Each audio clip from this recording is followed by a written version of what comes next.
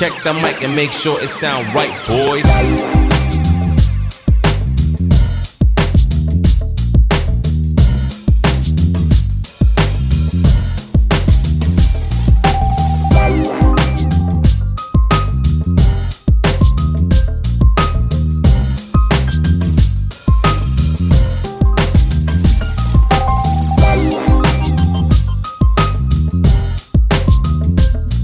Hello, Cobbs Corner family, and welcome to another episode of Cobbs Corner, your one-stop shop for all things TV, film, and pop culture.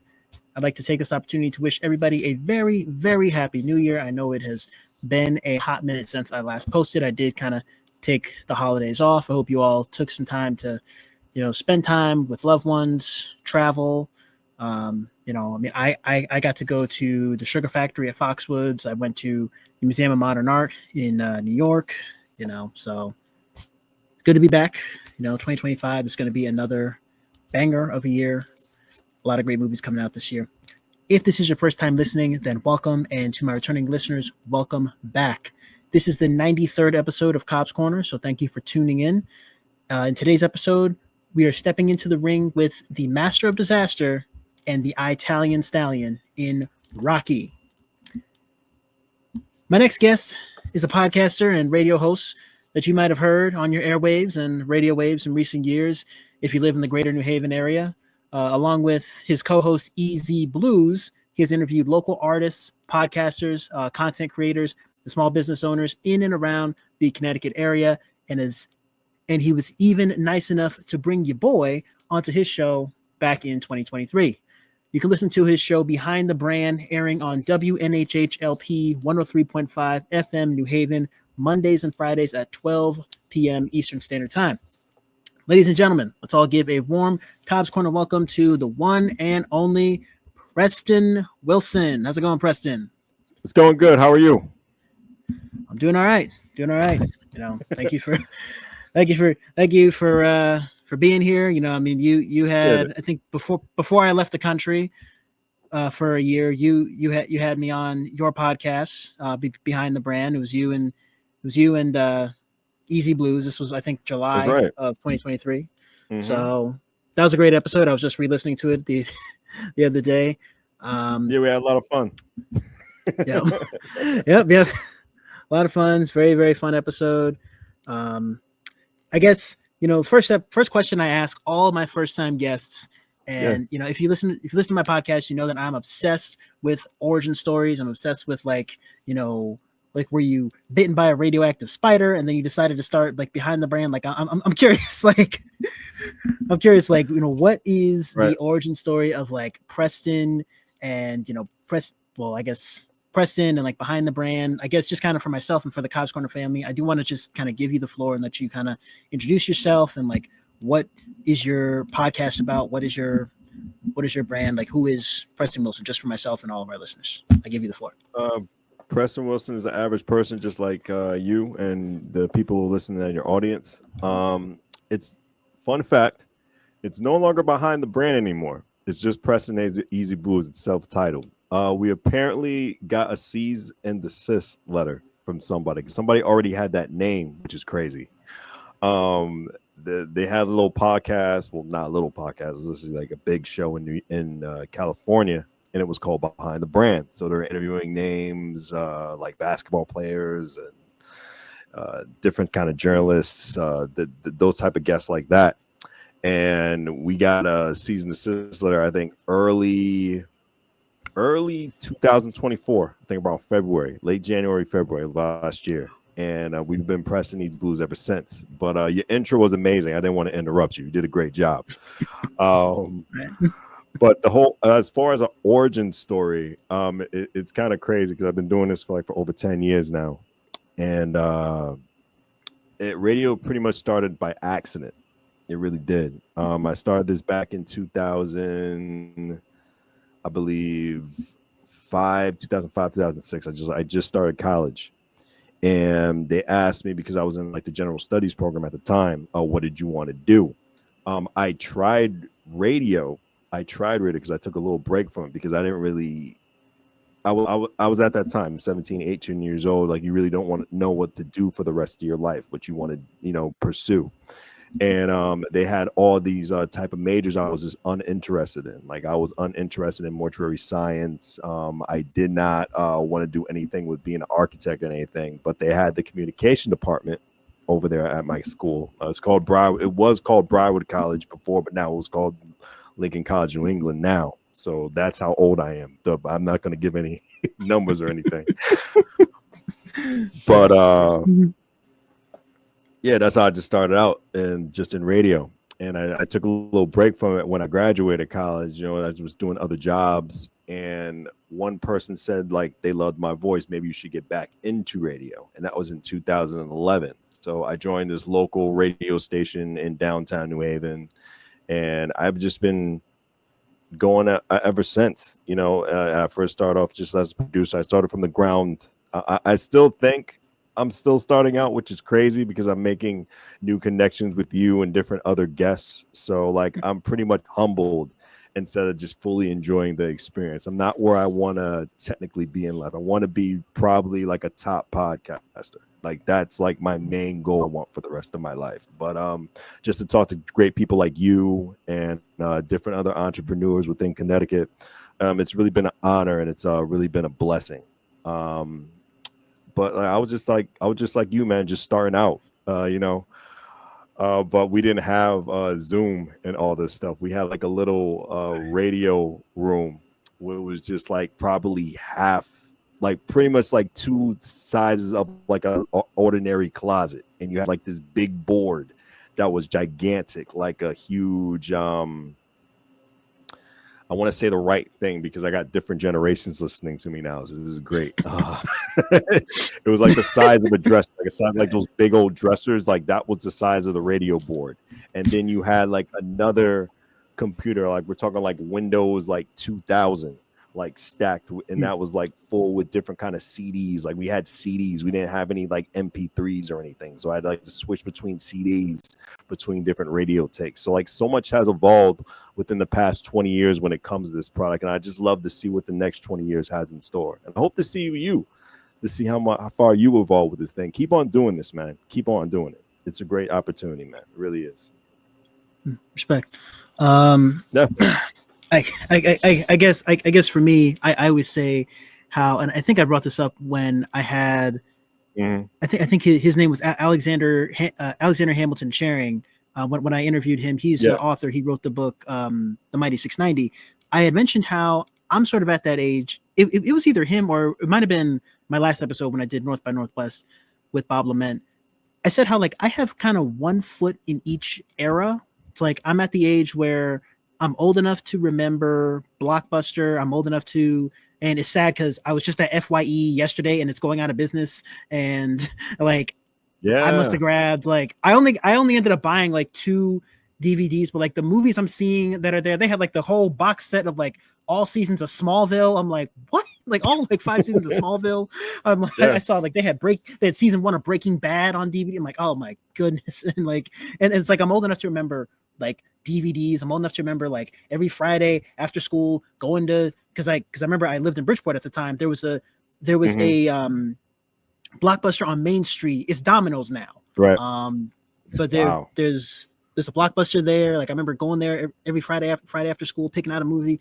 I'm old enough to remember VHS tapes, CDs. I remember when Blu-ray was still like a new thing. And I kind of came of age with, which is crazy. Yeah. I mean that was like still a new thing. I guess I kind of came of age with the I usually like when I have a guest on who's older than me, I try not to make them feel old. Like this one thing I'm like, oh, you can make me feel old. I mean, there's no sensitive bone in my body anymore, man. So you can say anything you want. I know you're coming from a good place, and you're not making me feel any kind of less of myself. So I already accepted the stage in my life I am right now. Like I'm about to hit 40 in a couple years, so I'm totally okay with this. There's nothing you can hit me with. I'm okay with my life. I think I got a good 60 more years in me if I take good care of myself. So like God has blessed me, so I'm okay. shoot your shot, do anything. I'm not going to get offended. It's all you, man. This is your show. I'm happy to be on.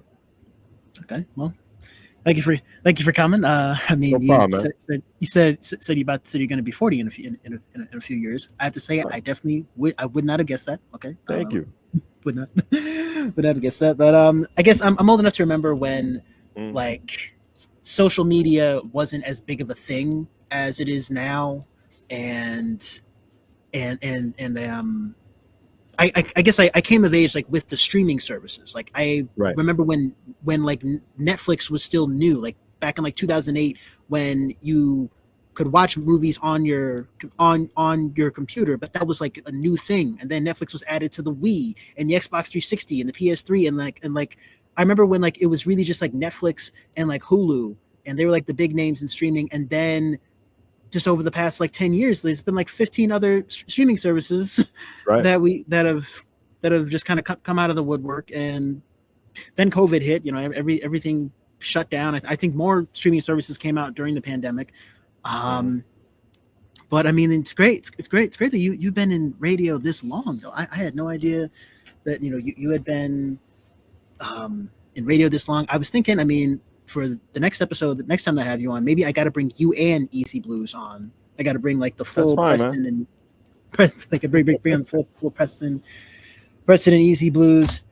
I loved your segment, your recurring episodes. I think it's like every 2 weeks you do like the three nerds venting episode. Man, we love doing that. I remember I listened to, I think your most recent episode on my way home from work, and it's like, I remember not Easy, but like the third guy, he said something about like Tobey Maguire is like the Drake of Spider-Man. Oh my God, they was bombing me with that one, man. They were bombing me. That whole segment. Oh, bro. Yeah, his name is Professor, by the way. That was actually his idea to start off the program, because he's been telling me for the longest, because we're really big into comic books, me and this guy, and we've been friends for a long time. And he's been like, yo, we should do like a little podcast segment, because he originally wanted to do it with just him and myself. But then, Easy, he's big into Star Wars and Game of Thrones and like those action type of stuff. Like, let's just do like a whole pop culture thing. And, how guests are sometimes. Sometimes they flake on you last minute. And, just to fill up some time and just to have a lot of fun, let's just do this whole nerd program and just see where it goes. So it started off just as a little experiment to do for the three nerds venting. And we just went off. I just come up with just crazy ideas, and then Easy comes up with some ideas to talk about, and we just span from there, because I'm a big geek. I love going to the conventions. I love talking just to different people, but just about comic books and just like about different TV shows and stuff. And we just come up with these things. And we had this topic debate where I thought Tobey Maguire was the best Spider-Man. Like, to me, he is Spider-Man. And don't get me wrong, their ideas were valid, because, Spider-Man, in the comics and his roots, he's this scientist. We barely saw it out of Tobey Maguire. But I thought the impact of Tobey as an actor and how he played that character surpasses the four actors, surpasses Garfield, surpasses Holland, and even, in my opinion, I love Miles Morales, surpasses Shameik Moore as Miles Morales. Tobey is that one. Without Tobey, we would not have any of these movies. But they were not having it. They were totally on me about this. Yeah, about Tobey being like the lame Spider-Man. But no, I defended my boy Tobey. I really did. Yeah, I mean, they were just putting you through the ringer. Oh yeah. I think I was actually just earlier today watching the videos like from Watch Mojo. It was like top 30 terrible movies that they had to cancel the sequel. Like, the movie was so bad they had to cancel the planned sequels. And one of them was Amazing Spider-Man 2. And it's like, for me, I think Andrew Garfield, I think he's a talented actor. I think he was probably too old. I think like he was pushing 30, and they needed to put out a Spider-Man movie in order to maintain the rights, because Sony, in order to maintain the rights, they have to put out at least one Spider-Man movie every 5 years. And 2012 was coming upon that 5-year cutoff since the 2007 Spider-Man 3, which I didn't actually watch start to finish until I was 18. Right. And I think with that movie, it was the way that they wrote his character. I think Andrew Garfield, he did his best with the script that he was given. He just didn't have the best like writing and directing around him. And then Amazing Spider-Man 2, I think they kind of just jam packed a bunch of villains into one movie. They had, Paul Giamatti as the Rhino. He's actually from New Haven. Yeah. And then Dane DeHaan, he just took me out of it. Every time I see Dane DeHaan on screen, I'm just like, oh my god, no, just goodbye. Fast forward. Where's Jamie Foxx? He was the best part of Amazing Spider-Man 2, I think. And I keep saying how Jamie. I like Jamie. Yeah, I keep saying we need to start a hashtag. Yep. Yeah, we have to start a hashtag. Not my Green Goblin. For Dane DeHaan. Mm-hmm. It's like, because I don't know what they were trying to do, and then the whole scene with all the cameos, like hashtag not my Harry Osborn, hashtag not my Green Goblin.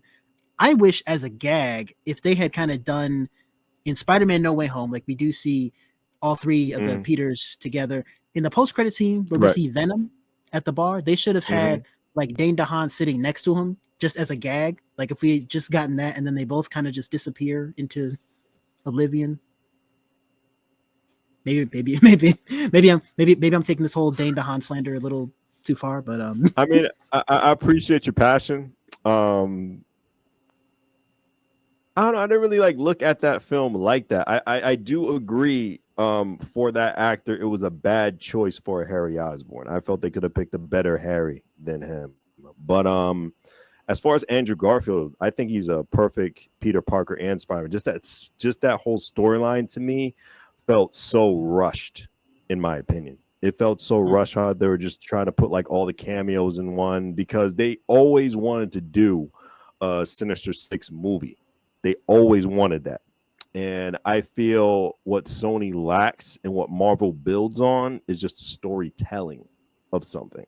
Like the Sony definitely lacks that on their own. They need a Feige, or they need someone who is more knowledgeable when it comes to that comic book character writing all the time. You know what I'm saying? Because like we've seen it with these past variations of the Sony movies that we had. We've seen it with the Madam Webs. We've seen it with the Morpheuses.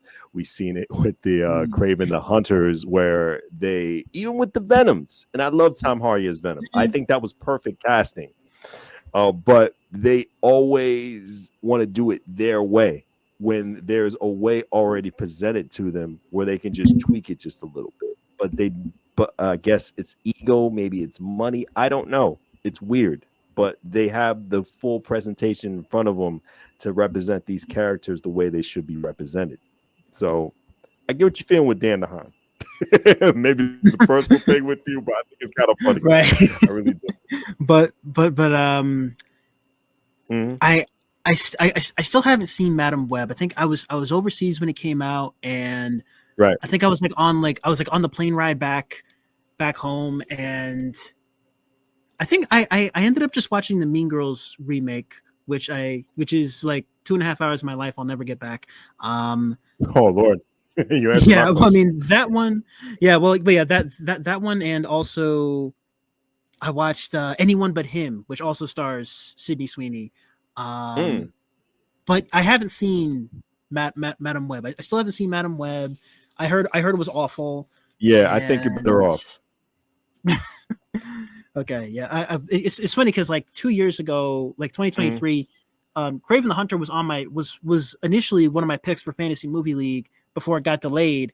I was like hopelessly optimistic about the Sony Marvel universe. Like I liked the first Venom movie. I liked Venom Let There Be Carnage. I saw it in theaters. Like Morbius, I feel like that movie, like it looked like it was still in post-production. Like the whole movie, it just looked like it was still in post-production, unfinished. And it's sad because it's like it's like a movie I want to like it so much. Like I want this movie to work. I'm like, Sony, why are you doing this to me? Stop it. No, this movie should be agree. 10 times better than it is. But but yeah, and now that now that Cinematic Universe is canceled essentially, so it essentially is canceled. And like I didn't want to interrupt you, but my thing is treat them like they're villains. Don't make them likable. You know, it was proved. I don't know if you saw the TV show The Penguin on Max. That was really good with Colin Farrell portraying. Yeah, it's really good. So if you have time, because I know you like everybody has their own schedules and whatnot, but if you have time, make time to watch The Penguin because it's building a story of a villain and why they became that way. I felt if Sony would have went that direction, especially with Morbius, it would have been a banger.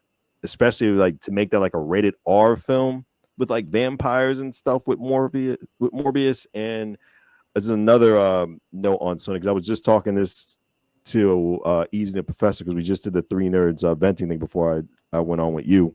Is we felt that Sony already had the license to use Spider-Man in these villain films. Like it was their choice to exclude him. So they could have put a little bit of Spider-Man or Peter Parker or whoever, you know, in that position just to tell these stories. He can just cameo, you know. We put that in there. And, you know, they would have just like I don't want to like slur my words because I just had a little brain fart. But if they just would have just told the story of just being a villain instead of just being an anti-hero, it would have been gold. Because not everybody can be Loki, you know?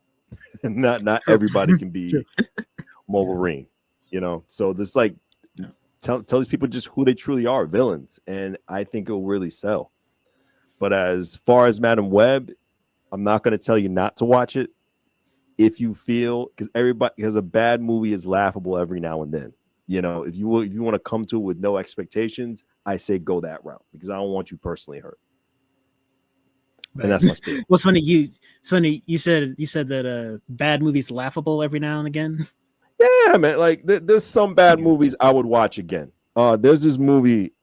If you check it out, it's just a recommendation. It's called Kung Pao Enter the Fist, where they purposely make fun of kung fu movies, and you know like how they talk with their mouth, but then you hear like the audio just a little bit after.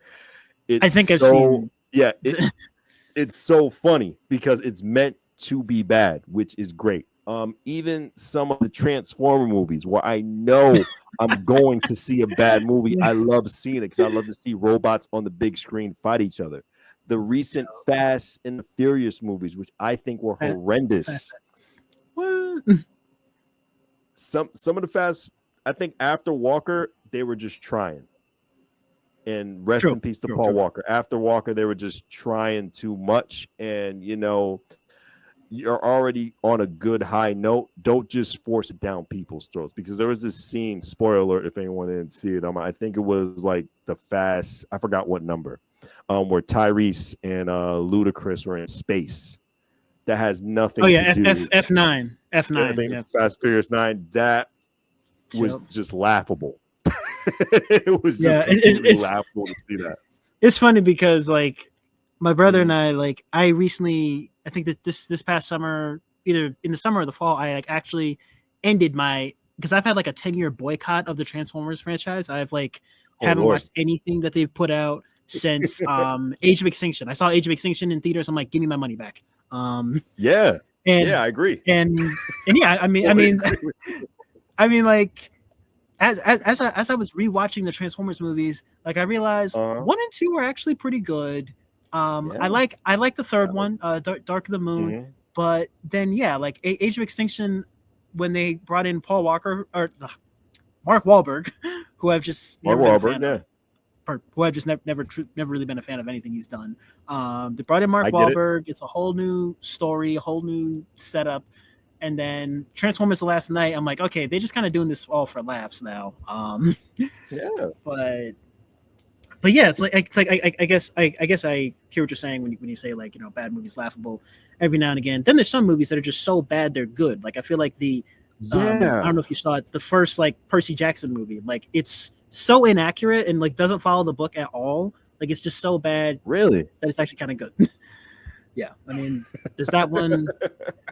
There's that one. I don't know if I'd say Thor. I don't know if I'd say Thor: The Dark World is so bad it's good. I think that movie's just plain. Just it's a sleeper. Like Leo, I mean sleep. You can sleep through that movie, The Dark World. So I agree with you on that one. But I thought Thor: Love and Thunder, which is a bad movie, which is laughable at some cases. Some scenes are just laughable at Thor: Love and Thunder. It wasn't the best Marvel movie in the world, but I don't think it was the most terrible Marvel movie in the world. I could maybe some terrible. It's not the worst. It's not the Eternals. It's not the Incredible Hulk. But I think with Thor: Love and Thunder, it's like Thor's the one character who doesn't actually get a proper ending or proper send off at the end of Avengers Endgame because he's a god, essentially immortal. So it's like, how many more of these Thor movies are we gonna do? And I feel like at that point, Thor, it just kind of became like a parody of the Marvel Cinematic Universe. Yeah. So yeah, they definitely went way overboard with that one. Before we actually get into the intro for today's episode, I did want to mention it's my understanding that you are a fan of pro wrestling. I am huge. Yes. Yep. Okay. So I realized that the Netflix era has started for Monday Night Raw, and I only know because of the ads that they have on Netflix. Like Netflix has ads now. I thought that Netflix was going to be the one streaming service that was not going to have ads. Or I would see like, if a movie's on Hulu has ads. But if it's on Netflix as well, I'll watch it on Netflix. But no, Netflix has ads now. I just burned a potential sponsorship. I know. But yeah, I've recently gotten back into pro wrestling. I think that's cool. Gonna be bittersweet when John Cena, does his final match. I'm looking forward to the Royal Rumble. It's the beginning of his retirement tour. I actually got to see John Cena wrestle Sheamus live at the XL Center in Hartford. This was that's cool. Last Monday Night Raw of 2009. That was the main event match that night. I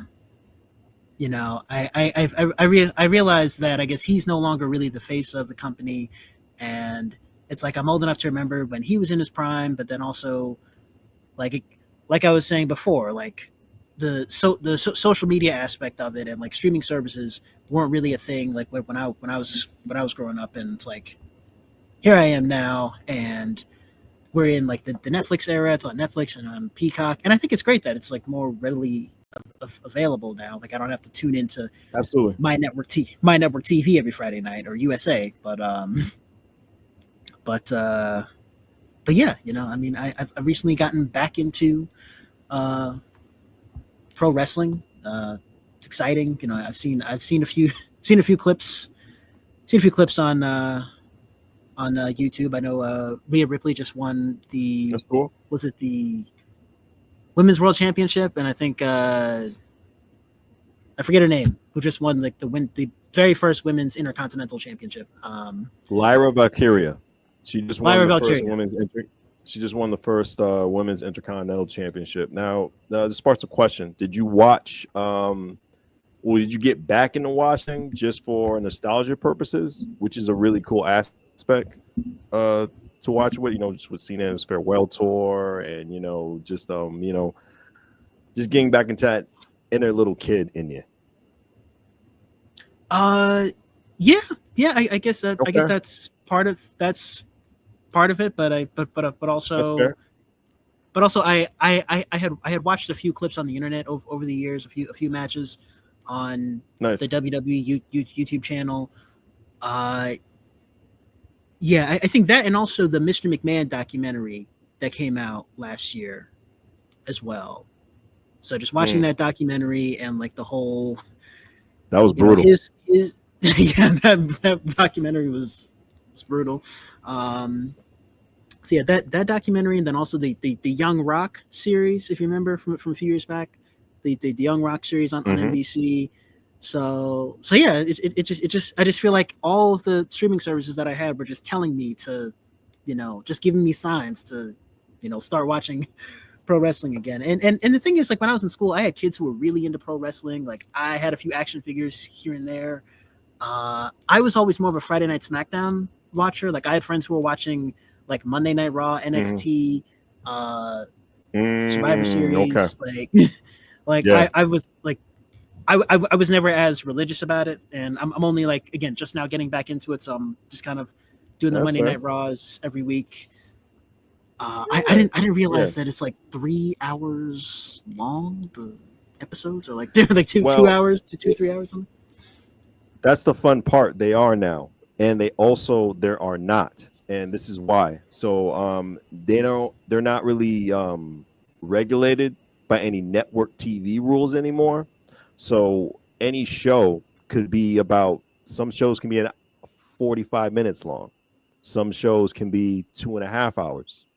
Some shows can be just a straight 2 hours, just as long as it fits their storyline and their program. They're not really held back by any network time. Like you have to wrap up by 10:30 because such and such show is going on, or we're playing the news at this time.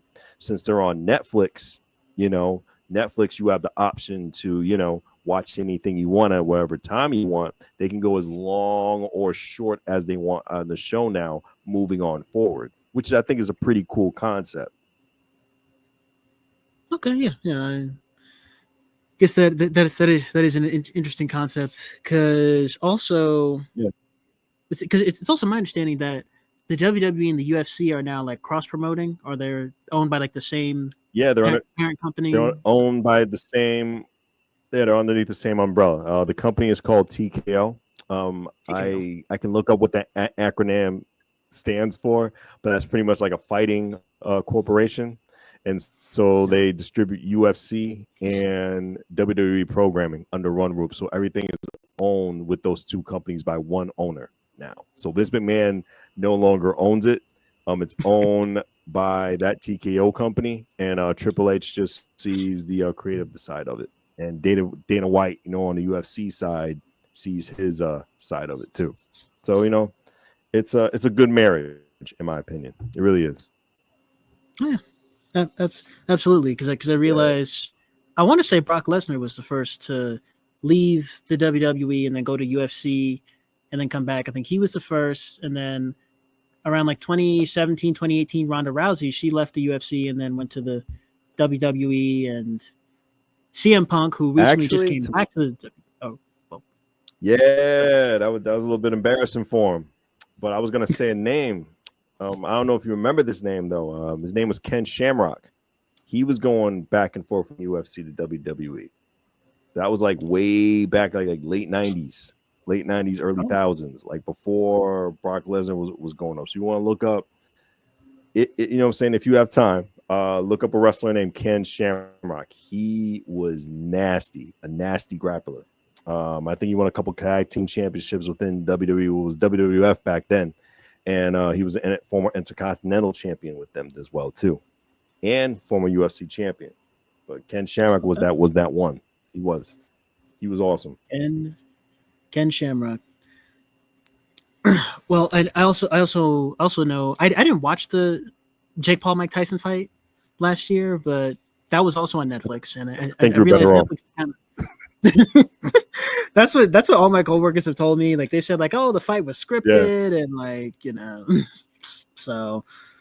But yeah, I think maybe this might be the future of sports entertainment. Maybe the future of not just the WWE. I think so too. Maybe of the WBC, and boxing matches are going to be live on Netflix, and maybe we're getting out of the pay-per-view era and onto the. Well, that's a good observation. Maybe I'm reaching with that one. But no, I don't think you're reaching at all. It's a good observation because let's break it down. Yes, they had the Jake Paul and Mike Tyson. That was their first sporting event, but they experienced some issues because everybody wanted to see Mike Tyson fight, and this was all around the world. So of course you were going to have some streaming issues. Then they went on NFL on Christmas. On Christmas they had the NFL games playing, which they did a great job with streaming with. So you had the Steelers Chiefs game and you had the Ravens Texans game on the same day, which was good cross promotion for them. They would have had the NBA on Netflix. That would have been a reality, but Amazon beat them for the deal. So we're no longer going to have the NBA on TNT anymore. It's going to be the NBA on Amazon. So Netflix is going the right route, and because everybody's streaming now, most people I know, there is not really a cable household anymore. Because back in the day when I was little, everybody had that little cable box where you get like all these channels to watch. Now you can just have like 3 or 4 apps on your phone or any device, and you get a plethora of entertainment. And the best part, it's your choosing. You get to choose what you want to pay for. It's not cable where you pay a huge amount of price for so many channels and only just a little bit of what you're going to watch on. And you get to watch stuff at your time now. Everything's on demand. It's a great time to be alive right now, being entertained. It's a great time to be a fan, period. It really is. Yeah, absolutely. But I guess for me, given the fact that now like FYE's gone out of business, and I recently just copped the DVD copy of I think yesterday I got Malcolm X and A Beautiful Mind. Cool. Beautiful Mind by Beautiful Mind's a great film. Great picks. Yep. So I've been told.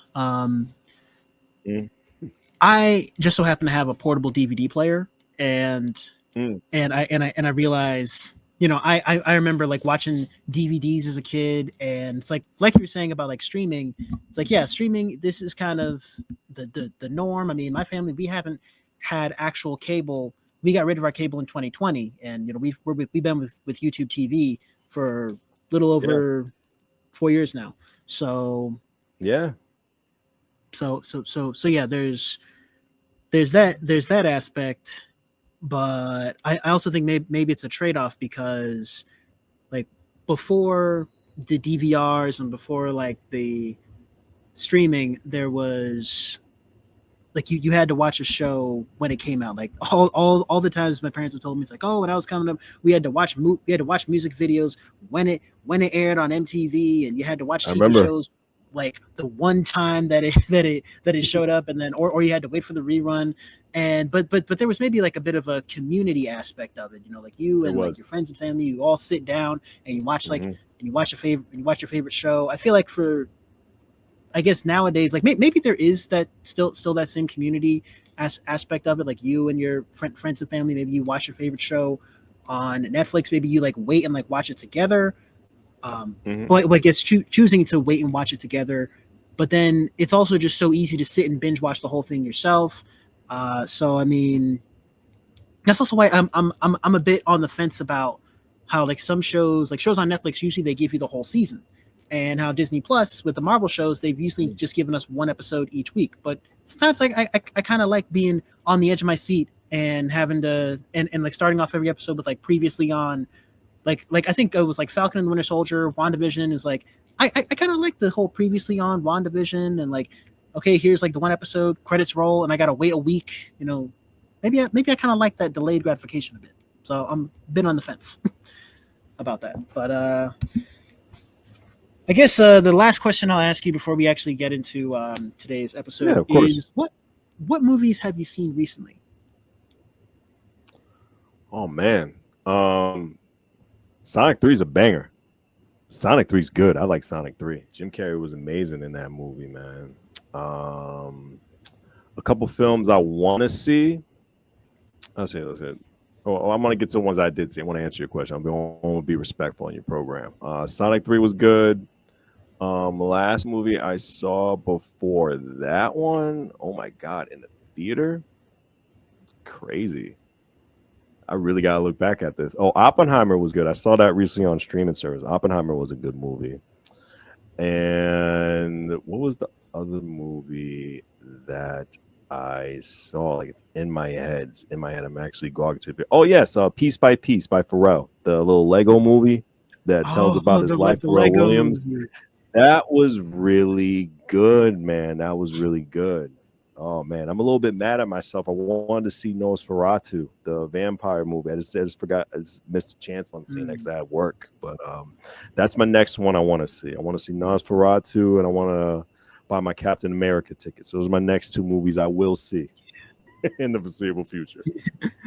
Yeah, I mean, I think the reason 2025 is so stacked with films is because if you remember when I was on your program, Hollywood was shut down. There was the writers and actors strikes. A lot of movies that were supposed to come out last year got delayed. Like I know Mickey 17, that was one of my picks for last year.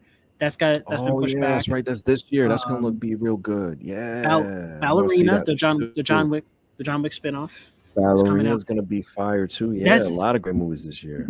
Yeah, that's a movie that like I remember when you had said on the Three Nerds Venting episode how Captain America Brave New World is a movie you're both looking forward to and also not looking forward to. Like I kind of feel the same way, and especially when it comes to Ballerina, it's like John Wick 4, amazing. I saw it in IMAX twice. I think it's slightly better than the first one. Absolutely. I think it's I think it kind of outdoes the first one. So Ballerina, I'm excited for. I'm looking forward to it. I liked the Continental series on Peacock, but I'm also cautiously optimistic because it doesn't have John Wick. So is it going to be as good? Is it going to be as exciting? Because it's like a spinoff. So it's like I'll see it. I want to see it in theaters. I'm actually going to try to see it in theaters, but like I'm not expecting it to be as exciting as like the John Wick movies because it doesn't actually have John Wick. Like it's a spinoff. It's a filler movie. It takes place between John Wick's 3 and 4. So that's. I say you got to keep an open mind. Because like John Wick, I thought I was gonna hate John Wick first time I saw it, but when I saw it, it just blew me out the water. It was the same feeling I had when I saw Guardians of the Galaxy for the first time. I mean, I thought that movie was gonna be one of the worst things I was gonna see, but just James Gunn changed my mind. So you always gotta be open when it comes to these things. Some movies that's gonna be bad right off the gate. I mean, everybody has common sense. But right. I say just keep an open mind when it comes to Ballerina. I don't think it's gonna be bad. I don't think it's gonna be like terrible. But I think you're gonna get a good action film out of it. Absolutely. Okay. Yeah, I mean, I'll probably need something to cleanse my palate after. Let's see, the last movie I saw, I closed out 2024 with A Complete Unknown. Loved it, the Bob Dylan movie, and I realized since I'm younger and Bob Dylan's since he's kind of before my time, I'm not overly familiar with his music. I've been meaning to actually find the playlist, the This Is Bob Dylan playlist on Spotify, and actually like listen to his music and maybe like watch a documentary about him and then watch the movie again. So yeah, but I love The Complete Unknown. Timothy Chalamet was great in that movie. Edward Norton was phenomenal. And the last movie I saw in theaters was the Mufasa movie, which was okay. It was okay, but I just think, and I keep watching like videos on YouTube from like Nerdstalgic and Captain Midnight about how like Disney constantly remaking all these classics. Like they're gonna run out of classics to remake. Like now they're doing Snow White and the Seven Dwarves and Lilo and Stitch, and still to come Hercules. They're doing a Hercules remake. It's like they're gonna run out of classics to remake, and it's just not a sustainable business model. And then how with Mufasa they try something new, like let's do a prequel, but then it's also like kind of a prequel to the remake. It's not a prequel to the original movie. And then there has to be, of course, back and forth. We have to include we have to include Rafiki, we have to include Timon and Pumbaa, and they got to put that in the trailer. And so it's just like it's all a money making. It's true. Machine at this point. But I know we're getting Freakier Friday this year too. That's gonna happen. Oh right, Jamie Lee Curtis Lindsay Lohan. That I might actually have to check out. But yes, I will need to cleanse my palate. Captain America: Brave New World. I understand. Please, Marvel, please. I wanted to win. Yeah, it's like I just saw the trailer for Daredevil Born Again. Oh, that's gonna be fire. You cannot tell me that's not gonna be fire. That film, that series is gonna be excellent.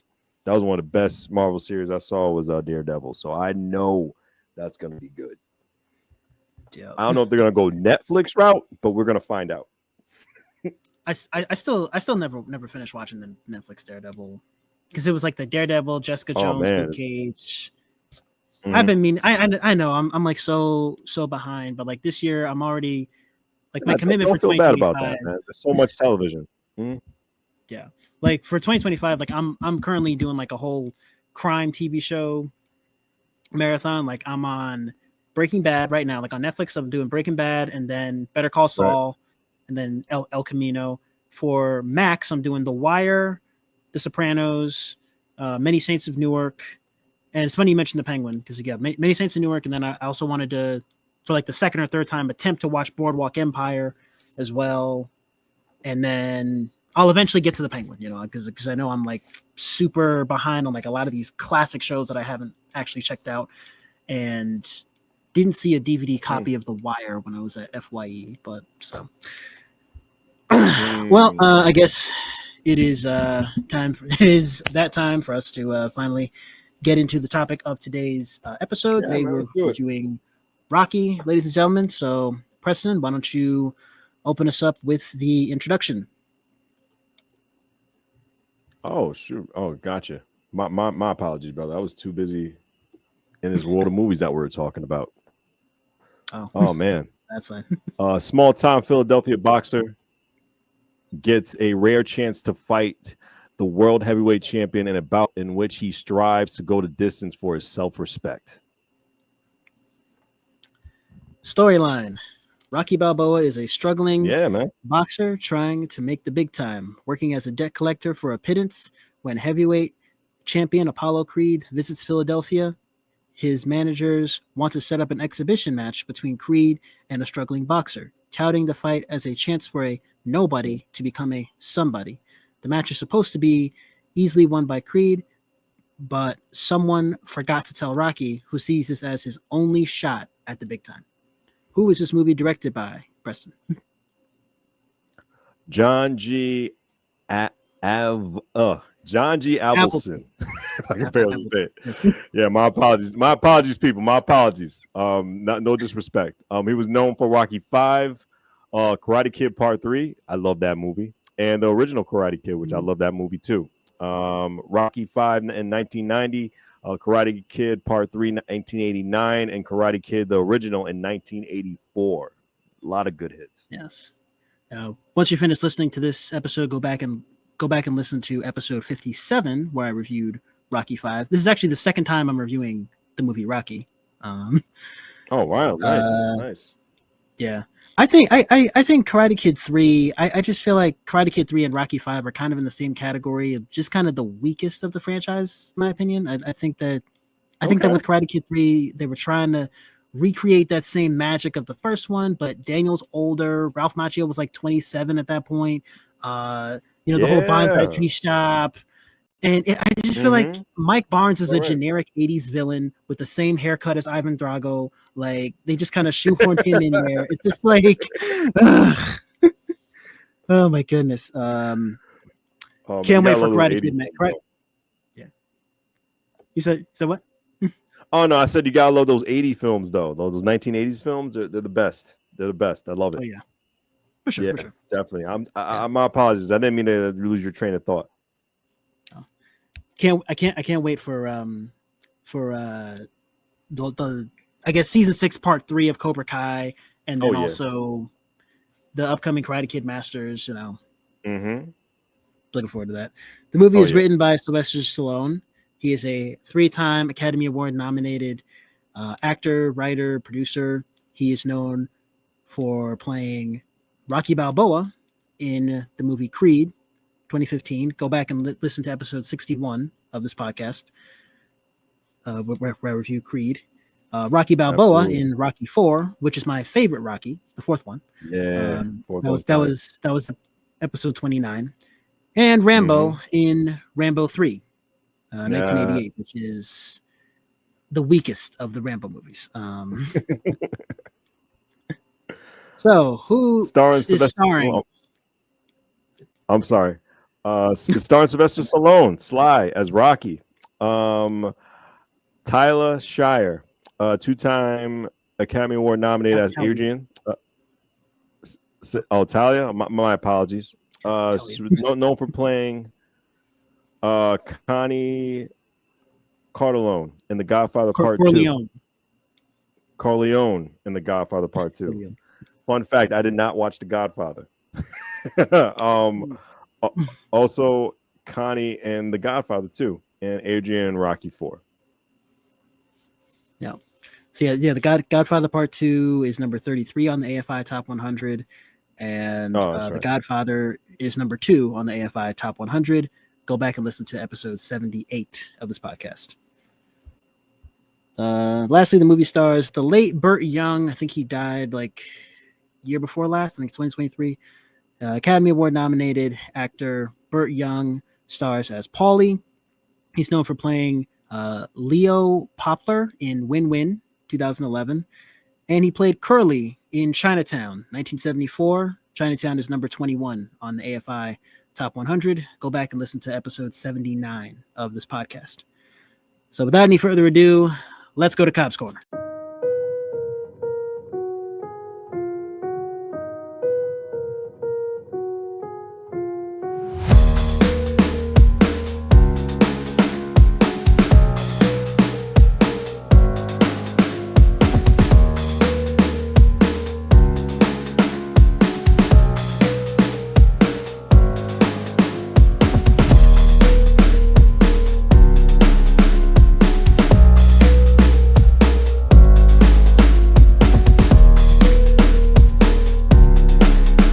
And we are back.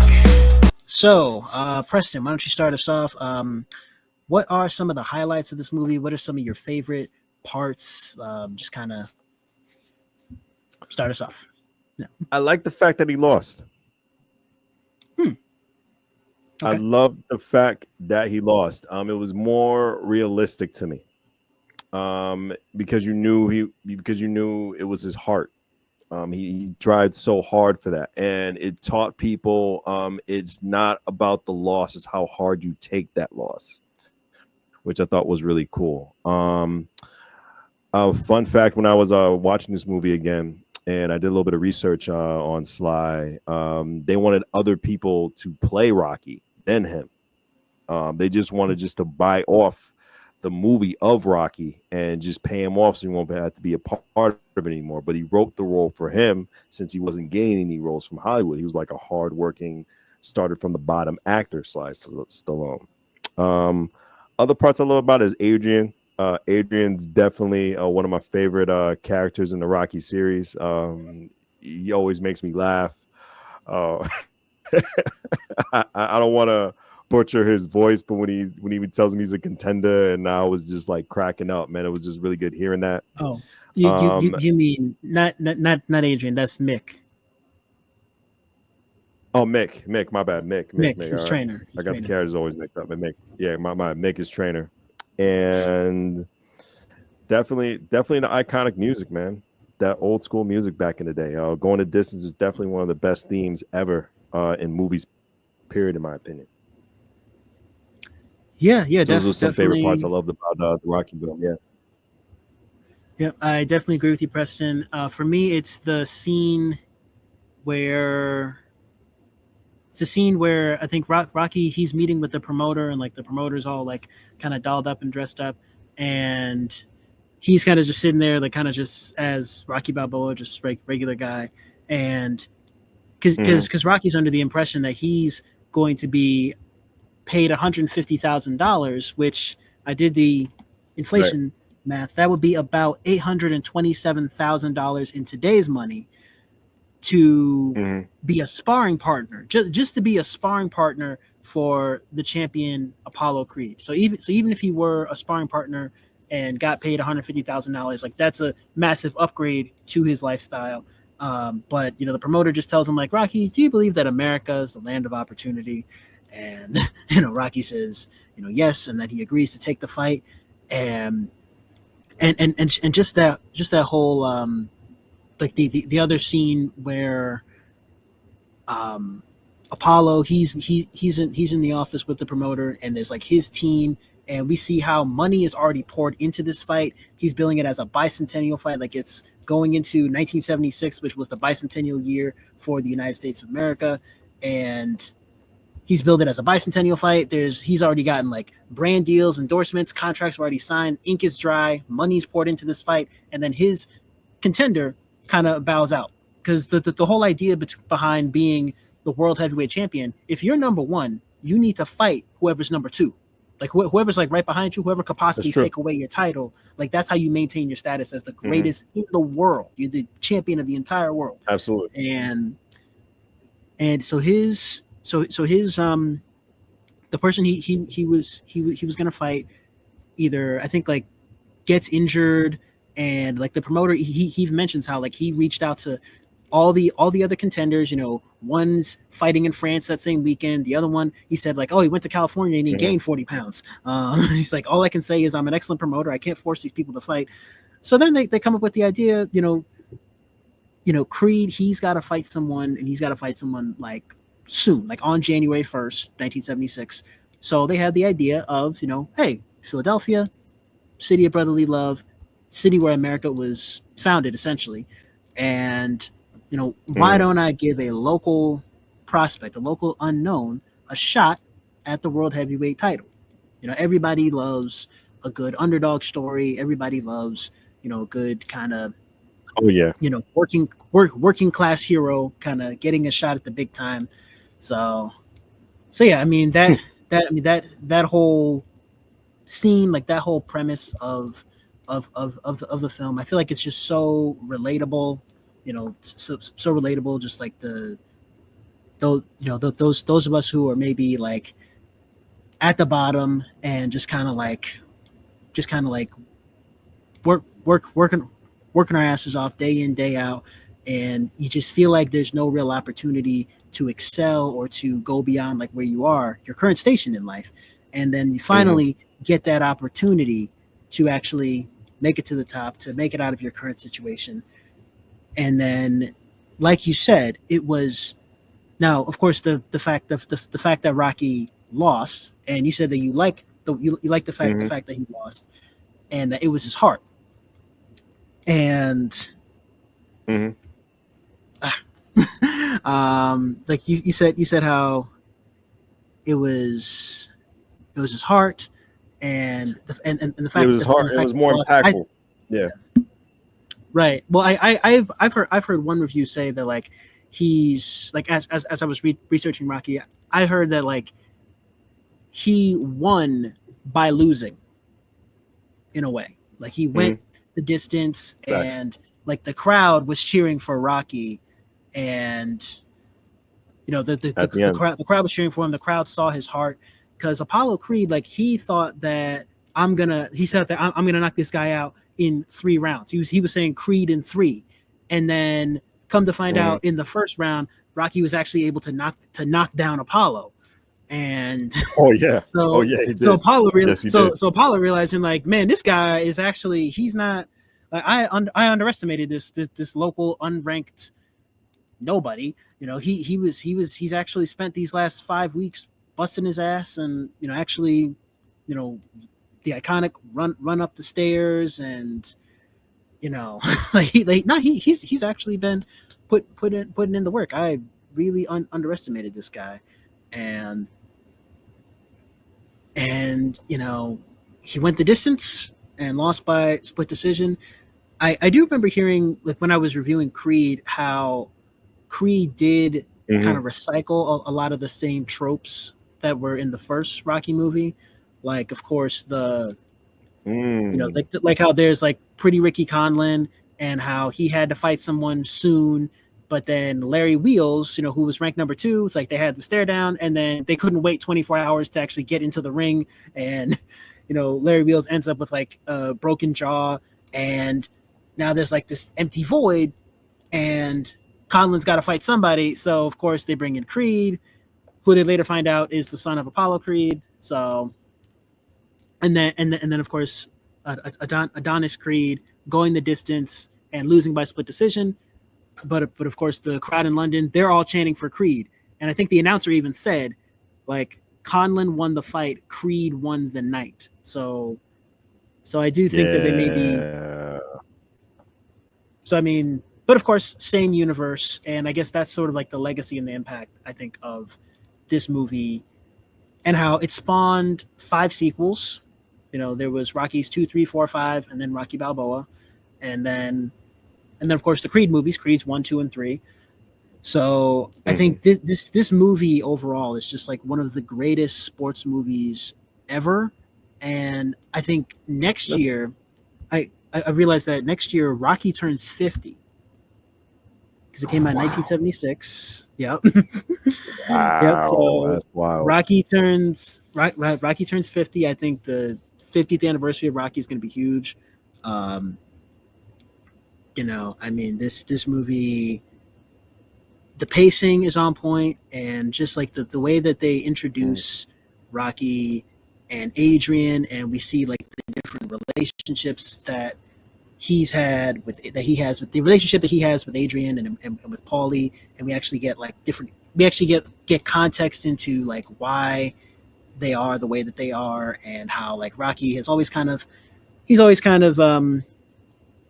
had eyes for Adrian, but he hasn't really been able to articulate those feelings for Adrian, and she hasn't really been able to articulate her feelings for him either.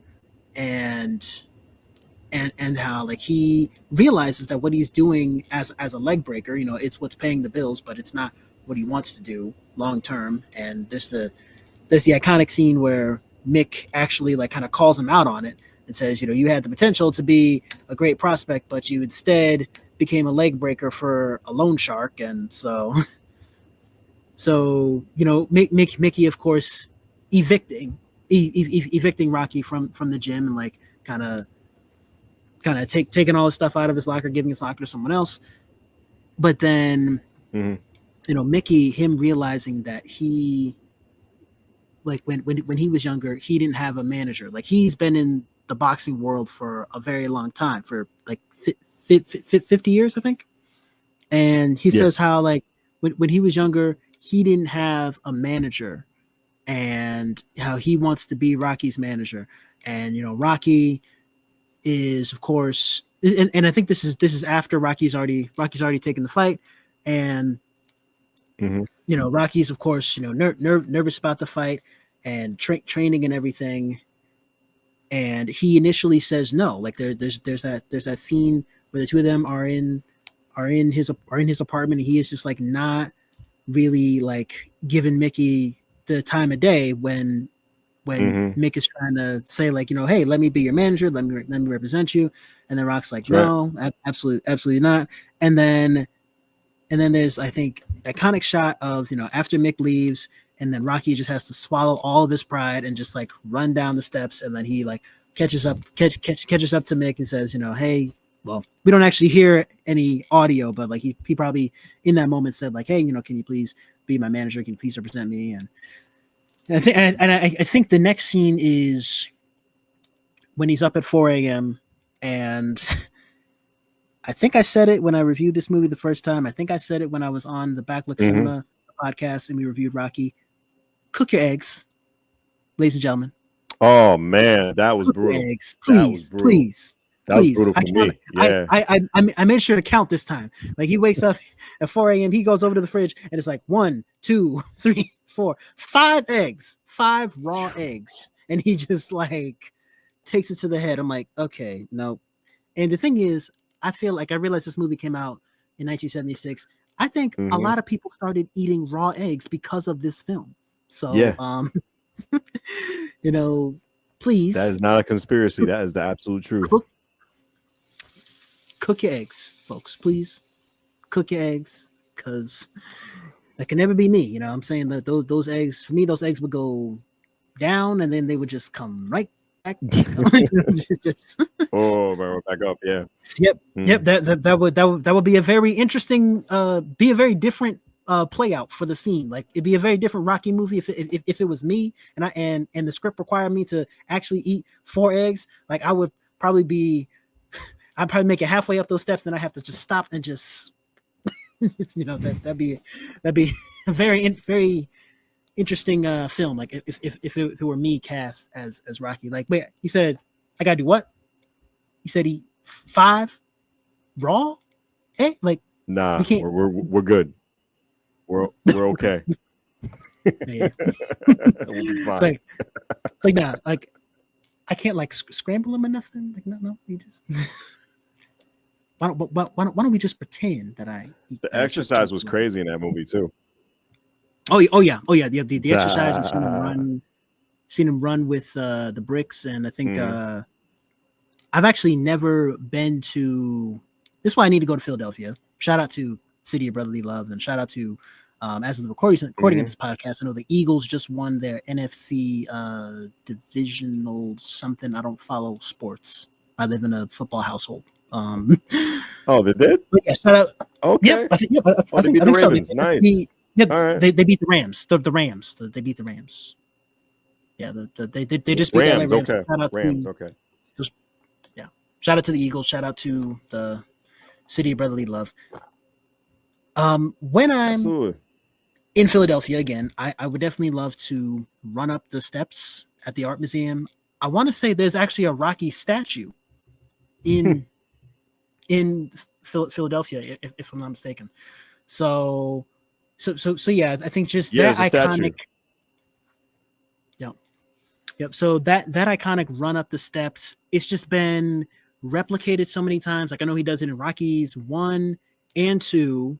I feel like since we got that run up the steps in the first 2, and then I know in the third one he's training in LA, and there's like the iconic scene of him and Apollo Creed running on the beach, and then of course Rocky 4, which is actually my favorite training montage, seeing him go MacGyver mode in the Soviet Union, and he has to like run up that mountain and he screams Drago. Like I feel like they were trying to pay homage to, like, you see, this is like the original scene, and he's running at like 4:00 in the morning, and it's like empty, and it's just him, and he's like just running up those steps, and then the iconic 2 fists in the air. So yeah, I mean, this was kind of this movie, I think, marked a new era in like underdog stories and in sports dramas. I even see a bit of similarities between like Rocky and, I don't know if you saw, I think this time last year there was the movie Underdogs with Snoop Dogg. It was a movie on Amazon Prime, and I didn't spoilers for those who like you didn't see it. Well, I guess spoiler alert. You can spoil. It's fine. Okay. Well, the football team in the end, in the end that he's coached for, they end up making it to the championship and losing. But so I thought that was maybe a bit of an echoed Rocky, and I think this movie was, like I said, the beginning of a new era in terms of the underdog stories and the sports dramas, the training montage. I'm sure it wasn't the first sports movie that was made. I'm sure it's not the very first like training montage, but it's definitely one of the most iconic training montages that I feel like it probably made the training montage a thing in movies. And John G. Avildsen, who I know also directed The Karate Kid, I think we don't get the training montage in The Karate Kid without first getting the success in the training montage of Rocky. Okay. Maybe that's a hot take, but yeah, but I mean, overall, we just see like this movie is just so impactful. It's just that working class hero, that sort of, I almost want to say Eye of the Tiger, but like, but yeah, I mean, just having that Eye of the Tiger, that just drive to improve one's life, to improve one's chances, to not just be a nobody. And I feel like even going back to the Creed movies, like there's a scene where it's the championship match between Pretty Ricky Conlon and Adonis Creed, and he said, and I remember Adonis, he tells Rocky, "I don't want you to stop the fight." He said, "Don't stop this fight." And then Rocky's like, "Why?" He's like, "So I can prove that I'm not a mistake." And then the Rocky music plays. So it's like, so it's like, there are times where, it can feel like, I guess with that line, to prove that I'm not a mistake, to prove that I'm not in this ring by accident, to prove that I like deserve to be here. Because a lot of times, like, even if you are someone who kind of, makes it out of the hood, it's like when you're in the hood, think, it's rough, and, things aren't going well. When you're in the hood, they call you a thug.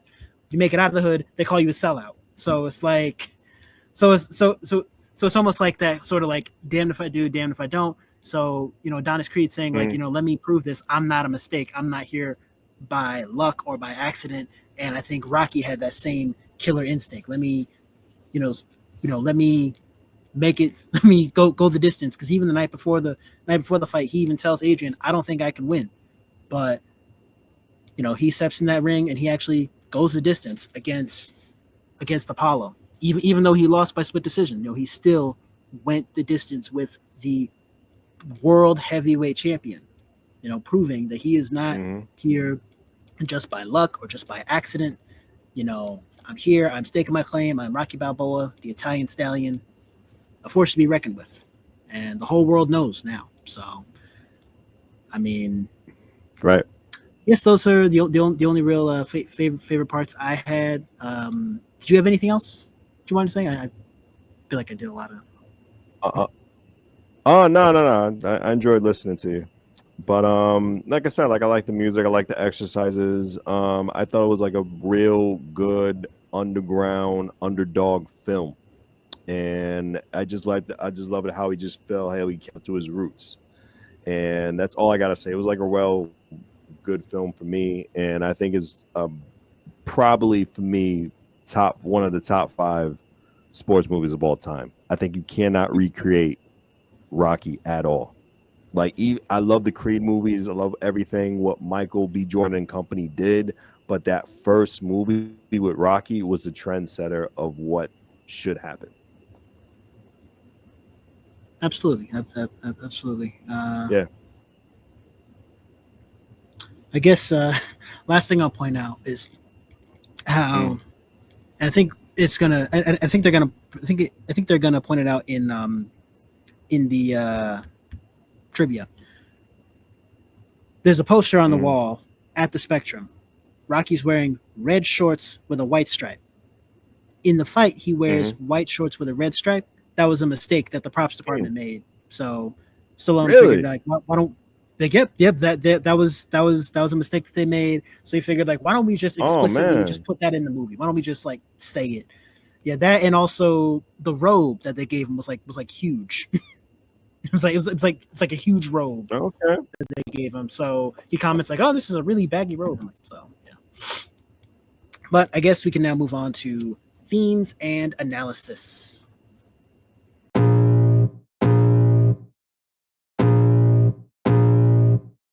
I can feel the blood creeping up from the heathens. Got will, got fight, got pride, got reason. If they wanna go eat, then you know I'm gon' feed them. If you're coming for me, hope you're ready for a demon. I got eyes in the back of my head, I'm seeing. Take me for granted and you know I'm leaving. I'ma take what's mine with the webs I'm weaving. I could take this crowd from seeing to believing. Got a taste for blood and my tongue keeps bleeding.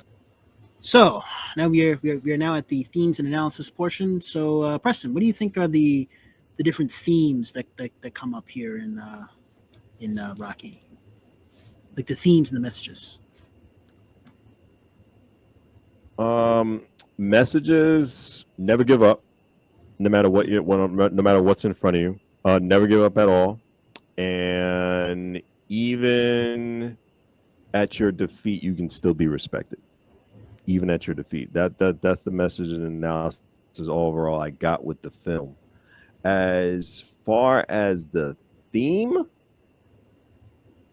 that was very hard to me because like I there's like a whole bunch of themes that come to this for me. Definitely drama, definitely sports, definitely underdog based, but I can't think of like one single word for the theme because numerous topics come to mind. So I can't just think of that one thing. I hear you. For me personally.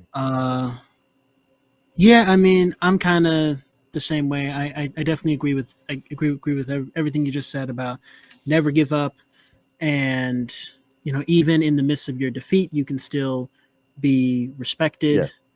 And Rocky, he earned the respect of Apollo Creed at the end of that fight, and I think even at the start of Rocky 2, when they're at the hospital and like Rocky, like he's in a wheelchair, he goes over to Creed's room and he asks Creed, it's like, hey, Creed, did you give me your best? And then Creed even like while in the hospital recovering from the fight, he even admits like, yes, I gave you my best and you were able to go the distance against me. So just kind of earning that respect from his opponent, even in the midst of his defeat. So yeah, never give up. I remember that was like when I was in Taekwondo, like that was like one of the school rules or school spirits. It was like never give up, finish what you started. So I mean, this movie definitely echoes that. Never give up. Of course, underdog story. Dare I say it's like the underdog story to end all underdog stories. You know, it's such a great film, such a like universally recognized film. I think just never give up, finish what you started. Yeah. I guess onto our last segment, Rocky Plus.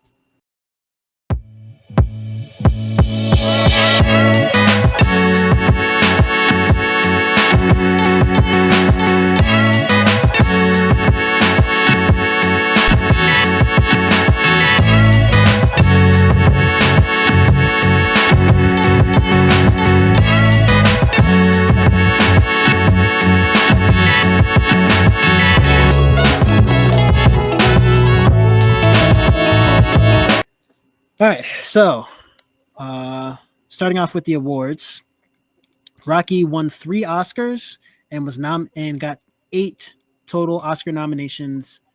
Yeah, eight Oscar nominations in total. Outside of the Oscars, it won 22 awards and got 23 nominations total. So that's impressive. Preston, yeah. I mean, you figure, you know, most movies. I feel like a lot of the movies I review, it's like, oh, movie only won like 1 or 2 Oscars. Like this movie won 3 Oscars. That's, you know, it's pretty impressive. So, Preston, why don't you start us off? Yeah, they in 1977. My apologies, guys. Rocky won Best Picture for the Oscars. And Erwin Winkler and Robert. You got to help me out with this. Chartoff. Robert Chartoff and Erwin Winkler. They were the producers of the film. Mm-hmm. So yes, the movie won the film Best Picture. Absolutely. In 1977, Sylvester Stallone was nominated for Best Actor in a Leading Role. Stallone becomes the 3rd person to be nominated for both acting and writing in the same year, following Charlie Chaplin for The Great Dictator in 1940 and Orson Welles for Citizen Kane, 1941. Citizen Kane is number 1 on the AFI Top 100. I don't know which episode that is that I reviewed Citizen Kane, but go listen to that episode after you finish with this episode. So, moving on. 1977 Oscar nominee, Best Actress in a Leading Role was Talia Shire. She played Talia Shire. Talia Shire. My apologies, guys. Talia Shire. She played Adrian. Sorry, everybody. Sorry, Morgan.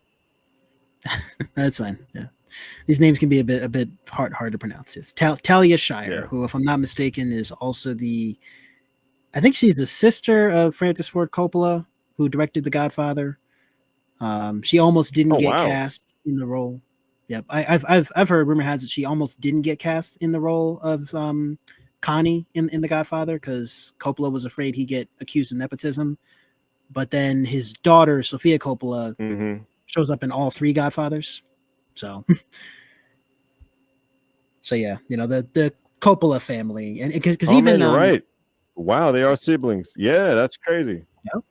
Yep, because even Nicolas Cage, he's actually Francis Ford Coppola's nephew. And I think when he did Fast Times at Ridgemont High, like he was still going under the pen name of Nicolas Coppola, but then he eventually had changed his stage name to Nicolas Cage to separate himself from the Coppola identity. So he's known as Nicolas Cage, not as Francis Ford Coppola's nephew. You know, he wanted to kind of make a name for himself. That's correct. hence the Nicolas Cage. That is correct. Burgess Meredith was nominated for Best Actor in a Supporting Role. I feel like Burgess Meredith might also be in the movie 12 Angry Men, which I might do in a future episode. Yeah, Burgess Meredith, who played Mickey, nominated for Best Actor in a Supporting Role. So. Burt Young was nominated for Best Actor in a Supporting Role. Yes, Burt Young, who played Paulie. Burt Young played Paulie. John G. Avildsen won the Oscar for Best Director. And and I'm sorry, guys. I was doing research on Mickey. My apologies, guys. Best writing and screenplay written directly for the screen went to Sylvester Stallone in 1977. My apologies, guys. Oh, he was nominated. He didn't win the Oscar. Oh, nominated, guys. Yes, the movie was nominated for Best Sound. Harry W. Tetrick, William L. McCaughey, and Lyle J. Burbridge and Bud Alper. Forgive me if I'm mispronouncing any of those names. I guess they were the sound team for the movie, so the movie was nominated for Best Sound. And for the Best Film Editing Oscar, Richard Hazley and Scott Conrad won in 1977. Our last award is Best Music, Original Song. Bill Conti, Carol Connors, and Ain Robbins were nominated for the Oscar for Best Music. You know, Bill Conti, he did the score. Well, it was for the iconic song "Gonna Fly Now," of course. Bill Conti, he did the score for Rocky. He's got a ton of movies under his belt. If I'm not mistaken, he also did the score for The Karate Kid, I think. So yeah, Bill Conti is definitely like one of like the top 5 music composers, right up there with the John Williams, Danny Elfman, Ludwig Göransson, you know. So Preston, why don't you start off the trivia portion? After producers Irwin Winkler and Robert Chartoff became interested in the script, they offered Sylvester Stallone an unprecedented $350,000 for the rights. He had $106 in the bank and no car, was trying to sell his dog because he couldn't afford to feed him. But he refused to sell unless they agreed to allow him to star in the film. They agreed on the condition that Stallone continued to work as a writer without a fee, and that he worked as an actor for scale. After Winkler and Chartoff purchased the film, they took it to United Artists, who envisioned a budget of $2 million with an established star, particularly Robert Redford, Ryan O'Neal, Burt Reynolds, Nick Nolte, or James Caan. That's interesting. When Winkler and Chartoff told United Artists they could only get the screenplay if Stallone starred, United Artists cut the budget to $1 million and had Chartoff and Winkler sign agreements that they would be personally liable if the film went over budget. The final cost was $1.1 million. Chartoff and Winkler mortgaged their houses for the last $100,000. That's crazy. That is commitment. You know, Robert Chartoff and Winkler, they are real ones for that. I think Stallone is definitely one of those writer-directors who can write himself and direct himself. I mean, he's great when he's like both in front of the camera and behind the camera, because I know in recent years Michael B. Jordan has done the same thing with Creed 3. He both directed and starred in that film. But that's commitment. You know, they had to mortgage their houses for the last $100,000. I've also heard a similar story about Superman. The first Superman, like they didn't want Christopher Reeve initially. Like they wanted someone more established. They were looking at, I think like Christopher Walken's name was thrown out there, Arnold Schwarzenegger, Sylvester Stallone. Wow, okay. Like, you know, like again, Burt Reynolds. Like they wanted an established star to play Superman, and in the end we got, you know. In the end, we got Christopher Reeves, but it's like just kind of imagining like someone else as Rocky, and just like, I don't know if I could see James Caan. I think James Caan, he could have played Nick, maybe, but oh yeah, absolutely, yeah, absolutely, I agree with that. Absolutely, the dad and down. Elf. But Yeah, next bit of trivia. yeah, I'm really familiar with James Caan, a great actor. Yet you haven't seen The Godfather. No.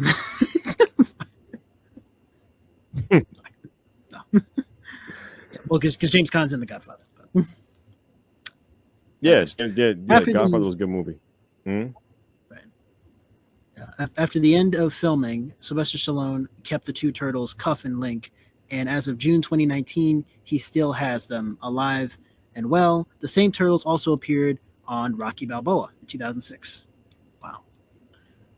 Rocky's dog, Butkus, was Sylvester Stallone's real life dog. Yep. I think that was the dog that he had to sell because he couldn't afford to feed his dog. That was the dog that he sold, and then once he sold the script, he was able to buy his dog back, I think, and then actually put his dog in the movie essentially as himself. So a lot of the scenes where like the love and affection between like Rocky and Butkus is real because that's Stallone's dog in real life. Most of the scenes of Rocky jogging through Philadelphia were shot guerrilla style with no permits, no equipment, and no extras. The shot where he runs past the moored boat, for example, the crew were simply driving by the docks, and John G. Avildsen saw the boat and thought it would make a good visual. So he had Sylvester Stallone simply get out of the van and run alongside the quays, while Avildsen himself filmed from the side door. A similar story concerns the famous shot of Rocky jogging through the food market. As he runs, the stall keepers and the people on the sidewalk can clearly be seen looking at him in bemusement. While this works in the context of the film to suggest they're looking at Rocky, in reality, they had no idea why this man was running up and down the road being filmed from a van. During this scene, the famous shot where the stall owner throws Rocky an orange was completely improvised by the stall owner, who had no idea that a movie was being filmed and that he would be in it. So that is commitment, of course, on behalf of the extras. You know, it's like you just don't know that you're actually being filmed. It's true. That just goes to show how like low budget of a film this was. Like low budget, but they were also committed as well. You know, they committed to the role. You know? Yeah. So why don't you close out the trivia? Sylvester Stallone insisted that this scene where he admits his fears and doubts to Adrian that night before the fight be filmed. Even though production was running far behind and the producers wanted to skip it, Stallone had only one take for the scene, even though he considered it to be the most important scene in the film. That's dedication. Yep, that's also that. dedication, you know.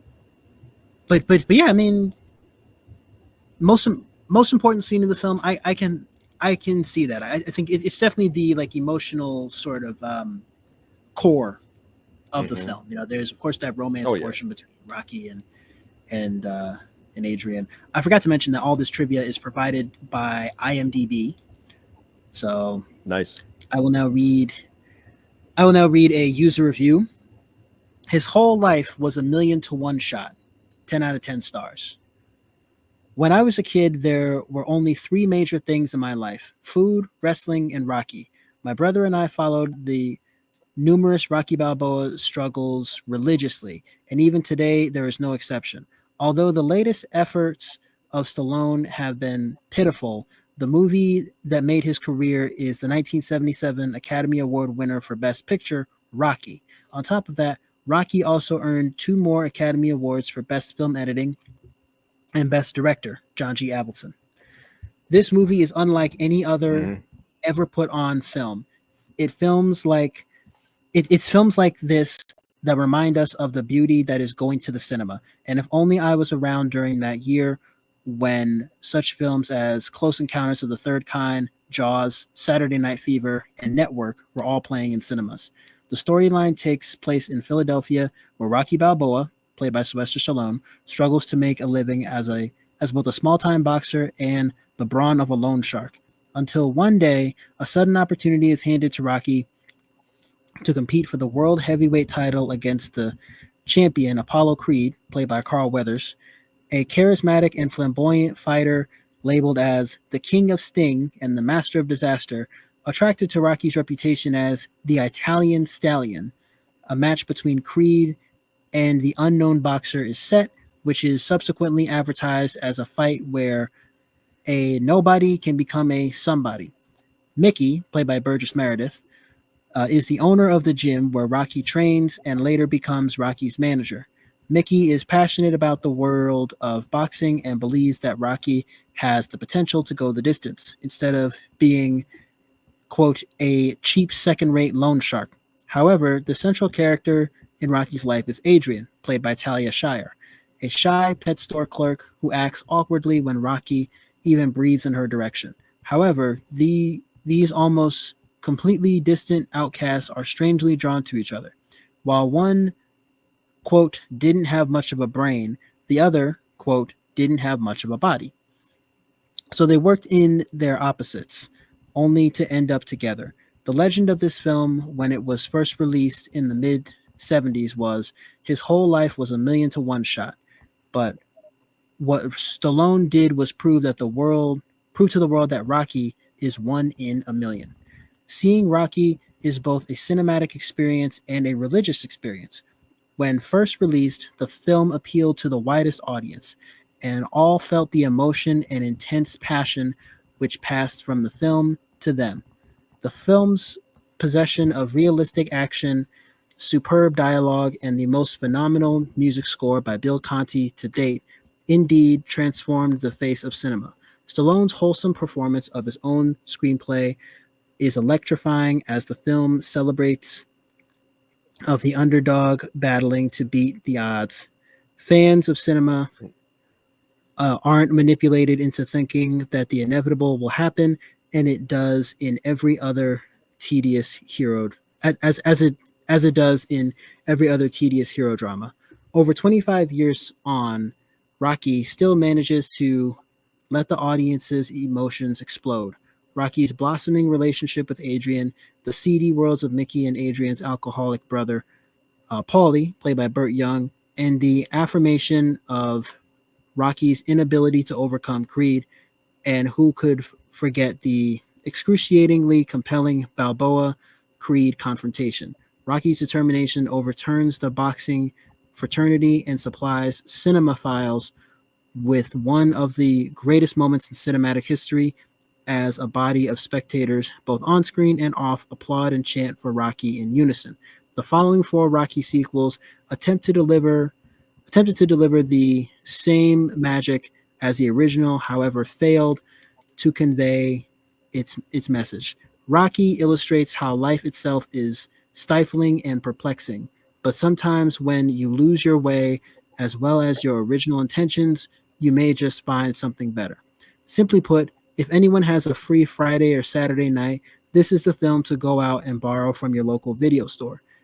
It's unbelievable that this film was only voted in at number 78 on the AFI Top 100 Films of All Time, and worse yet, was voted in at the second best sports film of all time. The first went to Hosers, starring Gene Hackman.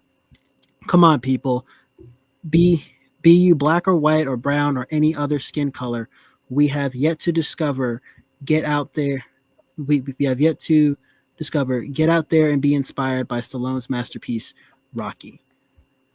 Whew. And with that, I'd like to with that, I'd like to thank everybody for listening to this episode. Don't forget to like this. Don't forget to like this video. Comment down below. Absolutely. With your review. And I will talk to all of you in the next episode. So, yeah, I mean, this is very lengthy episode. Very lengthy review. Trying to think. Did I say? I didn't specify in the intro which where this movie ranked on the AFI Top 100. But yeah, I mean, number 78. So I guess it is pretty low. I'd have to actually check the listings, but yeah, I'm pretty sure it's like under 50. I think it's in the lower half. But yeah, I mean this whole review, I couldn't agree more. You know, it's I guess I guess this review is a bit dated because it's probably from like the early 2000s because it only mentions the 4 sequels. It doesn't mention Rocky Balboa, and it said over 25 years. So this review's All right, so I got their top 5 movies if you're interested. Yeah. What's up? Oh, I'm sorry. I didn't mean to cut you off. It was like going in and out with the signal, the Wi-Fi signal. I apologize, but like I said, like I saw the top 5 movies they had for AFI, and it's really cool. Singing in the Rain, 1952, Raging Bull, 1980, Casablanca, 1942, 1972, The Godfather, and 1941 is the movie you reviewed a little while ago, Citizen Kane. That's the number 1 movie they have for AFI. Yeah. Okay, so I guess it's changed a bit from when I started the series 2 years ago. Because when I started the series, when I downloaded the list, it actually had Citizen Kane as number 1 and Godfather as number 2. Which after watching and reviewing both of those movies, and I even read the Godfather novel and then watched the movie, I still think that Godfather is slightly better than Citizen Kane. But yeah, I think that Rocky probably doesn't belong as number 78. I'd have to actually like check the updated list. But I mean, bringing it back to Rocky, yeah, definitely for the listeners, if you have a free Friday or Saturday night, definitely go check this movie out. I think as of the recording of this podcast, you might have to rent it, or it's on AMC Plus if you have AMC Plus. But yeah, I mean, this is just one of those like quintessential sports movies, underdog movies. I realized the thing I realized about movies is and you know, I'm limited to 2 hours, so we probably can't stick around too much longer. One thing I did realize is that, and I realized this as a young adult, is I have the benefit of being able to watch a movie as a kid, watch a movie like The Incredibles, see it in theaters when I'm 3, rewatch it when I'm like 10, and then rewatch it again now that I'm like in my 20s, and I'm realizing like I'm seeing a bunch of stuff 20 years later that I didn't see when I first saw the movie.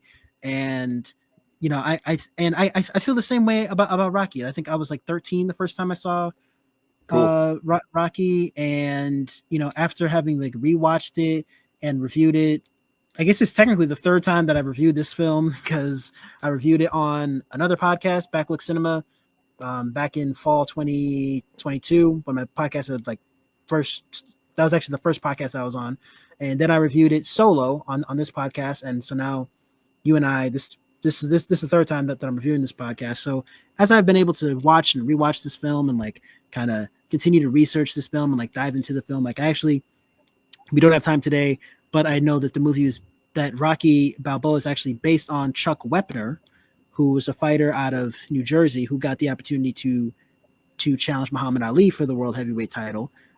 So he was the inspiration for Rocky Balboa. And I think there's a movie on I think it's like IFC Films. Like I forget the exact studio, but there's a movie with Liev Schreiber. It's like a biopic called Chuck. So yeah, it's a movie that gets better the more I watch it. Every time I watch it, it's like I notice something different. And it's just one of those movies. You got to keep watching it again and again and again. If you have a free Friday or Saturday night, definitely check this movie out. Or if you're off from work and it's a 3-day weekend, I would definitely recommend, you know, Labor Day weekend, Memorial Day weekend, sit and watch all 6 Rocky movies, which I happen to own on DVD. So, you know, but why don't you give us the IMDb rating, Preston? 8.1 out of 10. Not bad. All right. Yep. 8.1 out of 10. I probably would have given it an 8.5, but okay. Same. 8.3. 8.3. I would have given. 8.3. Okay, cool. Yeah, and I guess that's pretty much the same mathematically as the Letterboxd score of 4.1 out of 5. Shout out to anyone who's on Letterboxd. I'm actually trying to do some more stuff and like actually leave more reviews on Letterboxd, so stay tuned for that. Why don't you start off the official details of the movie? You know, when, where was this movie made, that sort of thing. So. The release date, December 3rd, 1976. So it's like late 1976, almost 1977. Country of origin, United States. It's an American film, of course. American Film Institute, top 100. 3 languages: English, Spanish, and Italian. I'm not sure where the Spanish or the Italian was spoken, but I guess yeah. I'm actually not sure, but I could be wrong. This movie's also known as, I know it's Bulgarian. Shout out to any of my listeners that I have. Yeah, it's a weird pronunciation. I get it. I see it now. It's weird. You don't want to butcher. I got you. Like I don't want to get blacklisted. You don't want to say the wrong thing. Exactly. Me either. So I ain't. I ain't trying it. It's like let me not burn a bridge between my listeners in Eastern Europe. Shout out to any and all listeners I may have in Bulgaria.